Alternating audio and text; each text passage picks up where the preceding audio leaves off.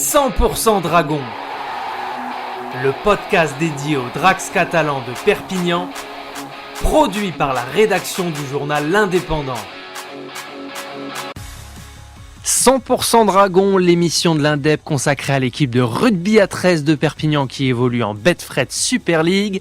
Ce week-end, round 2, les Dragons jouent à Warrington et vont tenter de passer à autre chose après le revers subi lors de la première journée à domicile. Bruno, au-delà de montrer un autre visage, quel est l'objectif des Dragons pour cette rencontre ? Opération réaction pour les Dragons catalans ce vendredi à 21h, effectivement, du côté de Warrington.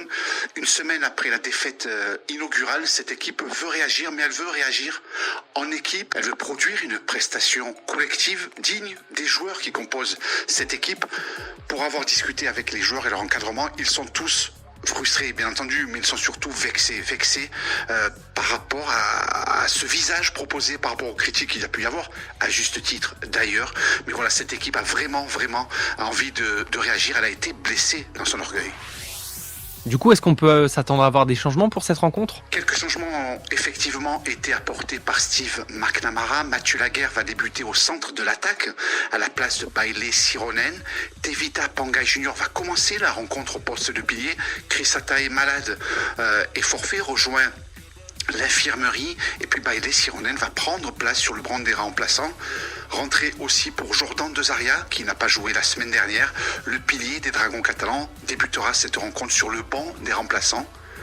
Pour le reste, c'est du grand classique pour Steve McNamara qui va garder sa confiance sur son épine dorsale. Benjamin Garcia, César Rouget, Luc Kiri et Arthur Mourgue. Alors Warrington, Bruno, on le sait, c'est une grosse équipe de Super League. Qu'est-ce que tu peux nous dire ? Cette équipe de Warrington est effectivement un gros test. C'est l'un des candidats sérieux au titre pour remporter l'une des deux prestigieuses compétitions, la Challenge Cup ou la Super League. Warrington, effectivement, c'est du très lourd. C'est une équipe quasiment au complet qui attend les Dragons catalans ce vendredi soir.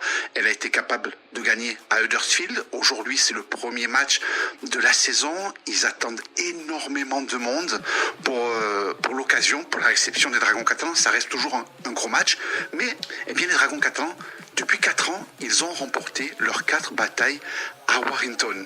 Depuis 2020, ils n'ont plus perdu au Halliwell Jones Stadium, un terrain qui leur réussit plutôt bien, mais dans l'autre sens, Warrington est vexé. Warrington sait aussi qu'ils n'arrivent plus à battre les Dragons sur leur propre pelouse, donc assurément, ils feront tout pour inverser la tendance dès ce vendredi soir. Donc c'est vraiment un très gros test que vont passer les Dragons catalans, mais au-delà du succès, c'est la performance qui sera au centre de toutes les attentions, savoir comment cette équipe, comment ce collectif va se comporter dans la difficulté, en se sachant attendu, et puis après la défaite contre l'FC.